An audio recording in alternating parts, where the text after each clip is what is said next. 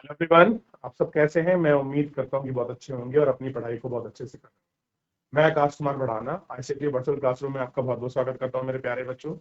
जैसे आपको पता है मेरे प्यारे बच्चों, बेसिकली 11वीं क्लास है और हम लोग देख रहे हैं अर्थशास्त्र। और आज हम लोग इसी में आपका बात करेंगे जो है मेरे प्यारे बच्चों, जो हमारा लेक्चर चल रहा था आपका पर्यावरण और धारणीय विकास को हम लोग अपने इस लेक्चर के अंतर्गत देख रहे थे। तो अभी तक इसमें 2 लेक्चर हमारे हो चुके हैं। किसी बच्चे का कोई डाउट कोई क्वेरी हो तो मेरे प्यारे बच्चों आप मुझसे पूछ सकते हैं। क्लियर है? देख लीजिए इतना। और आज हम करेंगे धारणीय विकास की रणनीति पर जो है हम मुख्यतः अपनी चर्चा करेंगे और हमारा जो मेन फोकस रहेगा कि हम सस्टेनेबल आपका जो आपका डेवलपमेंट है उसकी हमारी क्या पॉलिसी है और किस तरह से हम उसको देख रहे हैं और भविष्य में हम कैसे उसको रखेंगे और अपनी आने वाली भावी पीढ़ियों के लिए हम कैसे विकास की कल्पना करे हुए हैं। इन सभी महत्वपूर्ण मुद्दों पर हम लोग आपका बात करेंगे और गौर करेंगे। क्लियर है? इतना हम लोग इसमें देख चुके हैं, इतना हम लोग इसमें बात भी कर चुके हैं। क्लियर है? चलिए, तो कल का आपको याद होना चाहिए कि हमने कल सीबीसी पढ़ा था, कंट्रोल पोल्यूशन बोर्ड हमने पढ़ लिया था 1974। और 1971 में क्या बना आपका, जल प्रदूषण के बारे में बना था।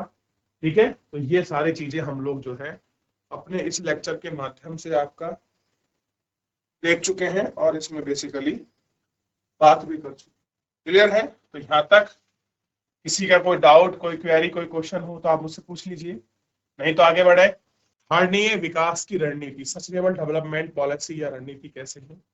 ऊर्जा के गैर पारंपरिक स्रोत का उपयोग। जो ऊर्जा का हमारा परंपरागत स्रोत था उससे अलग हमको गैर परंपरागत जो स्रोत है उसका उपयोग करना है।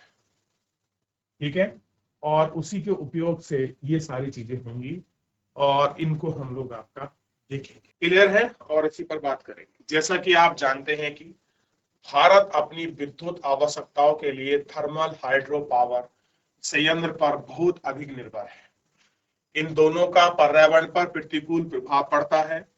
थर्मल पावर संयंत्र बड़ी मात्रा में कार्बन डाइऑक्साइड का उत्सर्जन करते हैं। कैसे करते हैं? कार्बन डाइऑक्साइड का बड़ी मात्रा में उत्सर्जन करते हैं, जो एक ग्रीन हाउस गैस है और थर्मल पावर प्लांट में सबसे बड़ी मात्रा में धुआं के रूप में राख निकलती है। कैसे निकलती है? थर्मल पावर के रूप में सबसे बड़ी रूप में जो राख है वो आपका निकलती है, जिसका उचित उपयोग ना हो तो जल भूमि पर्यावरण के अन्य घटक के प्रदूषण का कारण हो सकता है। ठीक है, और अन्य जो इसमें पोल्यूटेंट है वो इसके फैक्टर हो सकते हैं। जल विद्युत परियोजनाओं से वन जलमग्न हो गए हैं। कि जितनी भी हमने जल विद्युत परियोजना शुरू की थी, जल विद्युत परियोजना का मतलब समझते हैं, हम बड़े बड़े डैम बना रहे थे, बड़े बड़े चेक डैम हमने बनाए। अब क्या हो रहा है, जब हम किसी को बांध बनाकर पानी बनाकर हम रोकेंगे तो उससे पीछे क्या होगा, जल भराव होगा। और जल भराव होगा तो उस वजह से क्या होगा, जल जो हमारे जंगल है वो आपके जलमग्न हो जाएंगे। तो वहां जितने भी आपकी वनस्पतियां हैं छोटी वो नष्ट हो जाएंगी, जीव जंतु वहां से दूर चले जाएंगे, कुछ मर जाएंगे, कीड़े मकोड़ों को बड़ी दिक्कत होगी, मानव प्रवास की समस्या होगी, पूरा जल आपका मगन हो जाएगा। और इससे बहुत बड़े रूप में इन सब पर हम देख रहे हैं। नदी प्रवाह क्षेत्र नदियों की घाटियों को प्राकृतिक प्रवाह में हस्तक्षेप करते हैं।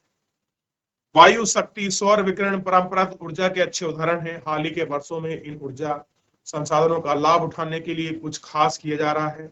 आपने स्थापित किए गए कई इकाई वितरण करे हैं और उनको भी आपका देखा है और उस पर विचार किया है। तो इन सबको हमने देखा है कि भैया आप कुछ नया कर रहे हैं। तो बायोगैस संयंत्र का प्रयोग, तो हमने अभी एक बात की थी, गैर नवीकरणीय संसाधन, तो हमको बायोमास की तरफ बढ़ना होगा, हमको सौर ऊर्जा की तरफ बढ़ना होगा, हमको पवन ऊर्जा की ओर बढ़ना होगा, हमको ज्वारीय ऊर्जा की ओर बढ़ना होगा, हमको न्यूक्लियर एनर्जी की तरफ हमको बढ़ना होगा, हमको ग्रीन हाइड्रोजन की तरफ आपका बढ़ना होगा, हमको जो इलेक्ट्रिक बसेस हैं उन पर फोकस करना होगा। तो ये ऐसे स्रोत हैं जो क्या है आपका, ध्यान दीजिए, गैर नवीकरणीय स्रोत हैं, क्योंकि हम कार्बन की मात्रा बहुत अधिक उत्सर्जन करते हैं और जिससे क्या होता है, थर्मल पावर प्लांटों में भी क्या होती है, बड़ी मात्रा में धुआं निकलता है और राख भी निकलती है, जिससे जल भूमि जंगल सब पर्यावरण प्रभावित होते हैं और नदी उदी जो है हमारे हाइड्रो बिजली पावर से कैसे प्रभावित हो रही है। तो ये इसको समझने का प्रयास है। फिलहाल देखिए आपके सामने जो है मेरे प्यारे बच्चों, आपको गोबर गैस संयंत्र दिखाई दे रहा है, देख लिया। चलिए आगे बढ़ जाए। अब देखिए कह रहे हैं कि दिल्ली में बसें और अन्य सार्वजनिक जन परिवहन में पेट्रोल डीजल की बजाय अगर हम लोग प्रेशर उच्च दाब यानी कि हाई प्रेशर वाली सीएनजी यानी कि जिसको हम बोलते हैं कंप्रेस गैस, नेचुरल गैस जिसको हम कहते हैं आपका सीएनजी का अगर हम लोग प्रयोग करें तो हमारा कार्बन जो है उत्सर्जन थोड़ा कम होगा। और दिल्ली में ये चीज आपका शुरू भी हुई है। और कुछ परिवहन परावर्तन ईंधनों का उपयोग कर सकते हैं, सौर ऊर्जा का उपयोग करें, स्ट्रीट लाइट लगाई जानी चाहिए। दिल्ली में सम विषम व्यवस्था में कदापि विशेष दिनों में पंजीकृत वाहन ही अनुकूल सड़कों पर उतरे और उन पर प्रतिबंध किया जाए। अब देखिए ओड इवन का एक क्या चला था, फार्मूला चला था ओड इवन का, ठीक है। और ध्यान रखिए इन परिवर्तनों के लिए क्या आप सोचेंगे कि भारत में धारणीय विकास की अवसंरचना अपनी कक्षा में परिचय की उन पर क्या करें, बाकी चर्चा करिए। चलिए आगे बढ़ते हैं। ग्रामीण क्षेत्रों में एलपीजी और आपका गोबर गैस क्या स्थिति है, कैसे बना हुआ है गोबर गैस, ठीक है। देखिए ग्रामीण क्षेत्रों में रहने वाले परिवार प्राय लकड़ी, उपले और अन्य जैविक पदार्थों पर ईंधन के रूप में का उपयोग करते हैं। बेसिकली जितना भी उपयोगी चीज क्या है, तो या तो ये आपका लकड़ी जलाते हैं, नहीं तो फिर ये जो उपले होते हैं ये लोग क्या करते हैं, इन उपलों का प्रयोग करते हैं। इससे वन विनाश, हरित क्षेत्र में कमी, मवेशियों का गोबर से अप्रत्यक्ष से वायु प्रदूषण पर आपके प्रतिकूल प्रभाव पड़ते हैं। अब लकड़ी के चक्कर में ये लोग वन को काट लेते हैं और जितना भी हमारा ग्रीन क्षेत्र है, हरित क्षेत्र, वो प्रवेश हो रहा है। और मवेशियों का जो आपका गोबर है उससे इनडायरेक्टली क्या निकलता है, एयर पोल्यूशन होता है। और इससे क्या पड़ता है, हमारे पर्यावरण पर निगेटिव इंपैक्ट पड़ता है, ठीक है। क्या पड़ता है, निगेटिव इंपैक्ट पड़ता है। तो ये सारी वजहों से क्या हो रहा है, इनको ध्यान देने की आवश्यकता है कि भैया अब हम क्या करें, कुछ नया रास्ता अपना लें ताकि कुछ और अच्छा हो सके। क्लियर है, ठीक है। अब क्या हो रहा है कि इस स्थिति को सुधारने के लिए सहायिका द्वारा कम कीमतों पर तरल पेट्रोलियम गैस, यानी कि सहायिका मतलब होता है सब्सिडी, सब्सिडी के कम कीमतों पर क्या कह रहे हैं हम आपको, एलपीजी यानी कि जो आपका गैस सिलेंडर है हम आपको छूट पर दे रहे हैं। आप देखते हैं आज के समय में जो हमारा गैस सिलेंडर है वो आपका 922 रुपए का है और इस पर 350 रुपए सरकार सब्सिडी दे रही है। और ये क्या होता है, डीबीटी के माध्यम से आपके खाते में पहुंचती है। कहां पहुंचती है, डीबीटी के डायरेक्ट बेनिफिट और ट्रांसफर के माध्यम से आपके खाते में क्या है, ये पहुंच जाती है, ठीक है। चलिए तो अब आपको समझ आ रहा सहायिका का मतलब क्या है आपका, बेसिकली सब्सिडी की बात हमारे सहायिका के अंतर्गत हो रही है। चलिए इसके अतिरिक्त बायोगैस संयंत्र आसान ऋण सहायिका देकर उपलब्ध कराए जा रहे हैं। यानी कि गांव में क्या हो रहा है, हम लोग गोबर गैस के जो आपके प्लांट है हम उनको लगा रहे हैं, आसानी से हम क्या कर रहे हैं, जो हमारा ऋण है वो आपको उपलब्ध करा रहे हैं और हम लोग उनमें भी क्या दे रहे हैं, आपका सब्सिडी दे रहे हैं। सहायिका के का मतलब होता है सब्सिडी। यहां तक कि तरल पेट्रोलियम गैस यानी कि एलपीजी का संबंध यह एक स्वच्छ ईंधन है जो कि परिवारों में प्रदूषण की कमी को काफी हद तक कम करता है। आप ये नहीं कह सकते कि एलपीजी 100% आपका पोल्यूशन नहीं करता, नहीं, ये कुछ परसेंट में आपका बहुत मात्रा में इसको कम करता है।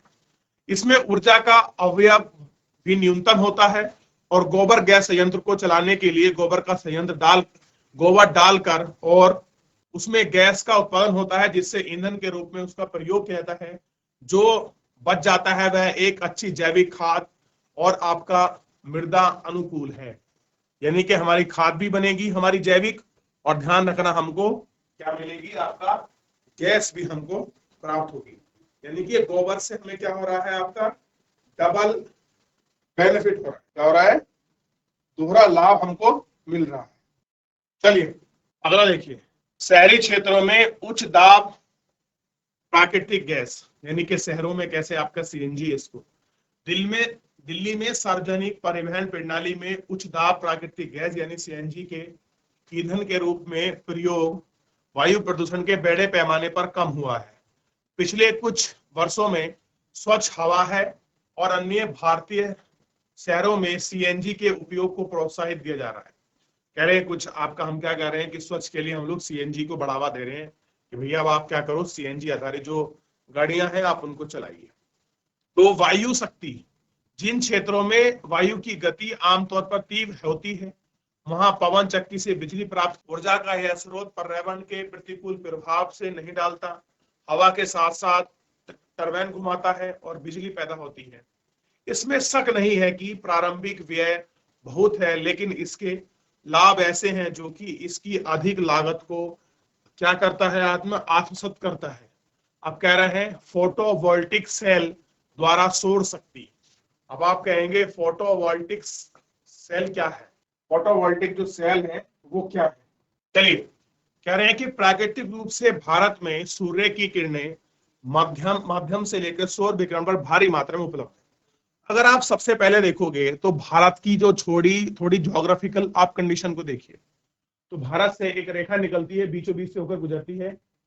कौन सी रेखा? कर्क रेखा। यानी कि अगर हमारे भारत के बीचों बीच से कर्क रेखा गुजर रही है तो वर्ष के 365 दिन में कम से कम हमारे पास 280 से प्लस दिन या लगभग 300 दिन के पास हमारे पास सूर्य हमको पर्याप्त मात्रा में दिखाई देता है। यानी कि हमको सूर्य ताप, यानी कि सूर्य की एनर्जी हिट है वो हमको प्रॉपर मिलती है। क्लियर है? और सौर ऊर्जा भारी मात्रा में कैसी है, उपलब्ध भी है। हम इसका उपयोग विभिन्न तरीकों से कर सकते हैं और कह रहे हैं अलग अलग हमारे पास आपके तरीके हैं जिनसे हम क्या कर सकते हैं, इनका उपयोग जो है हम कर सकते हैं। ठीक है, ये उसकी उपयोग की जो है आपका बात कर रहा है। ठीक, अब देखिए उदाहरण के लिए आप कपड़े, अनाज तथा अन्य कृषि उत्पाद दैनिक उपयोगी की विभिन्न वस्तुओं को सुखाते हैं तो सर्दी में सूर्य की किरण हम लोगों को गर्माहट के लिए है। पौधे सौर ऊर्जा का प्रयोग कर प्रकाश संश्लेषण करते हैं, यानी कि पौधे ही भी अपना खाद्यान्न किसकी प्रकाश की उसमें बनाते हैं, सूर्य के प्रकाश में जो है अपना भोजन बनाते हैं। और इसको बोलते हैं फोटोसिंथेसिस, यानी कि प्रकाश संश्लेषण। आप जानते हैं कि प्रकाश संश्लेषण करने के लिए प्रकाश का होना जरूरी है और बहुत सारे ऐसे खनिज तत्व हैं, मैग्नीज और आपका लोहा, निकिल, फास्फोरस, बहुत सारे ऐसे तत्व हैं जो आपका पौधे की इस प्रक्रिया में बहुत हेल्पफुल होते हैं। कोई इसको पोषक तत्व आपका प्राप्त कराता है, कोई इसका जो कलर है वो उसको प्रोवाइड कराता है, तो ये सारी चीजें इसके अंतर्गत होती हैं। अब फोटोवोल्टिक सेल की मदद से सौर ऊर्जा को विद्युत ऊर्जा में परिवर्तन किया जा सकता है। सेल और ऊर्जा को एक विशेष प्रकार के उपकरण से पकड़ते हैं और फिर उसको बिजली में बदल देते हैं। यह प्रौद्योगिकी दूर दराज के गांव और ऐसी जगहों में उपयोगी है जहां ग्रेड आप तारों द्वारा विद्युत या तो संभव की जाती है या खर्चीली है या प्रौद्योगिकी प्रदूषण के में पूर्णतः मुक्त है। हाल ही के वर्षों में भारत में सौर ऊर्जा के माध्यम से बिजली उत्पादन बढ़ने का प्रयास किया जा रहा है। भारत अंतर्राष्ट्रीय और सौर संगठन एक अंतर्राष्ट्रीय निकाय का नेतृत्व कर रहा है। ठीक है, अब कह रहे हैं लघु जलीय प्लांट। अब हम लोग क्या कर रहे हैं, छोटे आपके जल के प्लांट लगा रहे हैं। और कहाँ लगा रहे हैं इसको हम बाद में पढ़ेंगे। सबसे पहले आप मुझे बताइए कि आपको सौर ऊर्जा में जो फोटोवोल्टिक सेल है इसका कुछ मीनिंग समझ आया है? नहीं तो फिर मैं आपको एक बार जो है फोटोवोल्टिक जो सेल है किस तरह से काम करते हैं, क्या इसका मैकेनिज्म है, एक ओवरऑल मोटा थिंकिंग मैं आपको बता दूंगा। थोड़ा एक बार इसको देख लीजिए, कुछ पूछना है तो आप मुझसे पूछ लीजिए। और हमारे पास वायु पवन शक्ति का किस तरह से जो है हमारे पास संग्रहण है और इसको हम देख सकते हैं। चलिए देख लिया। देखिए फोटोवोल्टिक सेल में कुछ नहीं है, एक हमारी आपकी हम लोग प्लेट लेके आते हैं, हम कहते हैं सोलर पैनल। उसमें क्या होता है, वो हम उसको धूप में लगा देते हैं, सूर्य किरण उसको पड़ती है तो उसमें से वो एनर्जी को हीट करती है, एब्जॉर्ब करती है और उसी को वो आपका चेंज कर क्लियर है एसीडीसी में वहां उसको बदलकर सेल के अंदर इसको स्टोरेज कर देती है और उसी सेल से हम लोग कार, बैटरी, ये सब चीजें आपकी चलाते हैं। वही है फोटोवोल्टिक सेल। क्लियर है? जो किससे चार्ज होता है आपका, सौर ऊर्जा। चलिए इतना पढ़ लिया, इतना हमने देख लिया। अब कह रहे हैं कि पहाड़ी इलाकों में लगभग सभी जगह में झरने मिलते हैं। इन झरनों में से अधिकांश स्थायी होते हैं और आपका मिनी हाइड्री प्लांट इन झरनों की ऊर्जा की छोटी टरबाइन चलाते हैं।